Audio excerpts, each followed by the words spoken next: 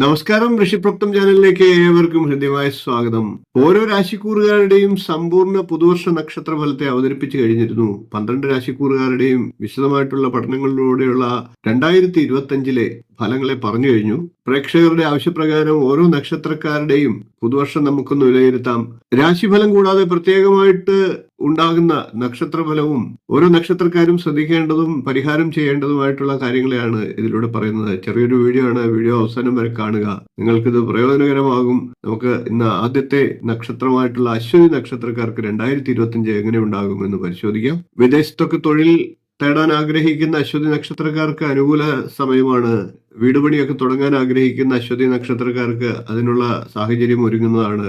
സേനാ വിഭാഗങ്ങളിലുമൊക്കെ ജോലി ചെയ്യുന്നവർക്ക് ഉദ്യോഗ കയറ്റവും ഒക്കെ ലഭിക്കുന്നതാണ്. വീട് വിട്ടൊക്കെ ദൂരസ്ഥലങ്ങളിലൊക്കെ താമസിക്കേണ്ടതായിട്ടുള്ള സാഹചര്യങ്ങൾ വന്നേക്കാം. വിവാഹാലോചനയൊക്കെ നടക്കുന്ന അശ്വതി നക്ഷത്രക്കാർക്ക് അനുകൂല തീരുമാനങ്ങളൊക്കെ എടുക്കാനുള്ള സാഹചര്യങ്ങൾ ഉണ്ടാകും. വ്യാപാര വ്യവസായങ്ങളിലും ചെറുകിട കച്ചവടങ്ങളും ഒക്കെ ചെയ്യുന്നവർക്ക് അനുകൂലമായിട്ടുള്ള സാഹചര്യമാണ്. അതിലൊക്കെ നേട്ടങ്ങൾ ഉണ്ടാകുന്നതാണ്. കോടതികളിലൊക്കെ കേസുകളും മറ്റും നടത്തി പോന്നിരുന്നവർക്ക് അതിൽ വിജയം കൈവരിക്കാൻ സാധിക്കുന്നതാണ്.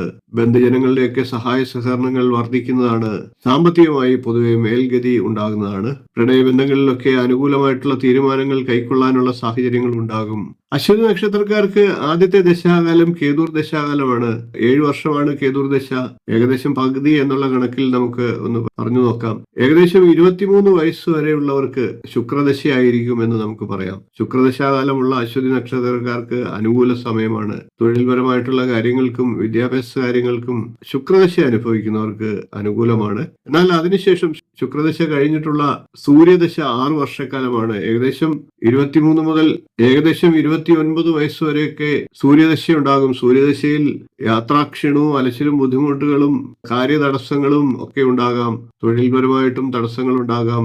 ആദിത്യ ദശാകാലമുള്ളവർ ശിവക്ഷേത്രത്തിൽ നിത്യം ദർശനം നടത്തുക. സൂര്യനെ നോക്കി ഗായത്രി മന്ത്രം ജപിക്കുക. അതിനുശേഷം ചന്ദ്രദശയാണ്. ചന്ദ്രദശ അനുകൂലമായിട്ടുള്ള ദശാകാലമാണ് എന്ന് പറയാം. 10 വർഷക്കാലം ഉണ്ടാകും. ഏകദേശം 39 വയസ്സ് വരെ ഉണ്ട് എന്ന് കണക്ക് കൂട്ടാം. ഈ കാലങ്ങളിൽ സന്താന ഭാഗ്യം, തൊഴിൽ നേട്ടം തുടങ്ങിയ ഭാഗ്യാനുഭവങ്ങളും ലഭിക്കും. അതിനുശേഷം ഏകദേശം 46 വയസ്സുവരെയൊക്കെ ചൊവ്വാദശയാണ്. ചൊവ്വാദശ അനുഭവിക്കുന്നവർ 5ാമത്തെ ദശാകാലമാണ്.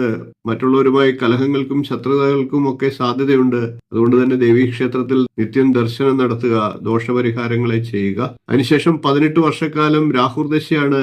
രാഹുർദശാകാലം നേട്ടങ്ങളുടെ സമയമാണ്. രാഹുർദശയുടെ ദശാസന്ധി കാലങ്ങളിലൊക്കെ അല്പം ബുദ്ധിമുട്ടുകൾ അനുഭവിച്ചേക്കാം. എന്നിരുന്നാലും അതൊക്കെ മാറി പിന്നീട് നല്ല ഗുണഫലങ്ങൾ ലഭിക്കുന്നതാണ്.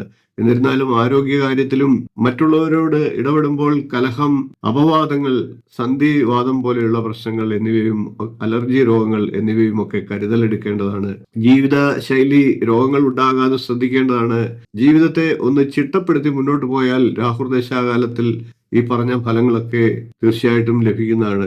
അശ്വതി നക്ഷത്രക്കാർ ദോഷങ്ങളെ ഇല്ലാതാക്കി ഗുണഫലങ്ങൾ വർദ്ധിക്കുന്നതിനായിട്ട് ഗണപതി ഭജനമാണ് ചെയ്യേണ്ടത്. ഗണപതിയുടെ മന്ത്രങ്ങൾ നിത്യം ജപിക്കുക.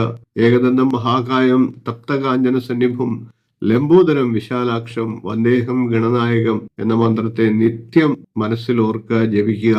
ഇത്രയും കാര്യങ്ങളാണ് അശ്വതി നക്ഷത്രക്കാരുടെ പുതുവർഷ ഫലമായിട്ട് ഏകദേശം പറയാനുള്ളത്. കൂടുതൽ വിശദമായിട്ടുള്ള ഫലങ്ങൾ അറിയണമെങ്കിൽ മേടക്കൂറുകാരുടെ രാശിഫലം 2025 പുതുവർഷ നക്ഷത്രഫലത്തെ പറഞ്ഞ വീഡിയോ കാണുക.